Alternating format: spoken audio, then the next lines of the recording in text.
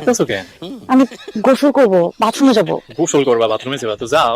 ওই যে দেখো না, ভাইজান বসে আছে, ওনার সামনে দিয়ে গোসলে যেতে আমার লজ্জা লাগছে। আচ্ছা ঠিক আছে, তুমি দাও, আমি যেতেছি।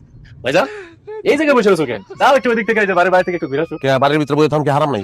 হ্যাঁ, বাড়ির বাইরে আমাকে লিখে ঘুরতে। ভাইজান, আমার বউ বাথরুমে যাবো গোসল করতে, এই জন্য কইতেছি তুমি একটু বাইরে থেকে ঘুরে আসো। বাথরুম কি আমার মাথার উপরে নেই? বাথরুমে যাও না, যাবো গোসল করবো, তাইতে কো। ভাইজান, তুমি আমার বউয়ের দেবর না, ভাসুর। আর ভাসুরের সামনে দিয়ে আমার বউ কিভাবে বাথরুমে যাবো? তার লজ্জা করে না? জি, কি বলছেন আপনি? আপনার বউ লজ্জা করে? লজ্জা আপনার বউর আছে না আপনার আছে? আপনার দুটাই তো নির্লজ্জ। বাপের না জিগাইয়া যে ভাইয়া বিয়ে করে ফেলায় তার লজ্জা আছে, আর তুই আমার না জিগাই বিয়ে করছ, তোর লজ্জা আছে, এটা বিশ্বাস করতে কস? হ্যাঁ রে, দিকদারির মধ্যে পড়ছি রে, কথা নাই বার্তা নাই, নিজে বিয়ে করি যাই ভাসুর হয়ে বসেছি আমি।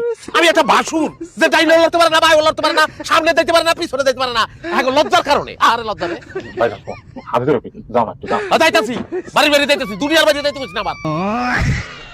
কিরে আলমগীর, এইভাবে রাস্তায় রাস্তায় উদাসীন হইয়া হাঁটাহাঁটি না কইরা তুই এক কাজ কর, ভালো ডাক্তারের কাছে যা, চিকিৎসা নে।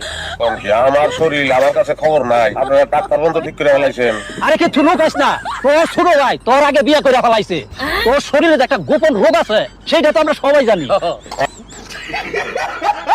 আচ্ছা, কাহিনী দিলে যা গোপন রোগ আছে আমার শরীরে, কাজ করেন আপনার মেয়ের আমার কাছে বিয়ে দেন, 1 বছর মধ্যে নানা রাখুন গ্যারান্টি। এই মুখ সামলায় কথা কইছ কাপুরুষ, সত্য তো। কিন্তু অনেকক্ষণ ধরে আমি চেক দিতেছি, এখন চেক দিব না, অনেক আগে থেকে আমার একটা শখ ছিল বুইড়া পিটানো, বুইড়া পিটাবো।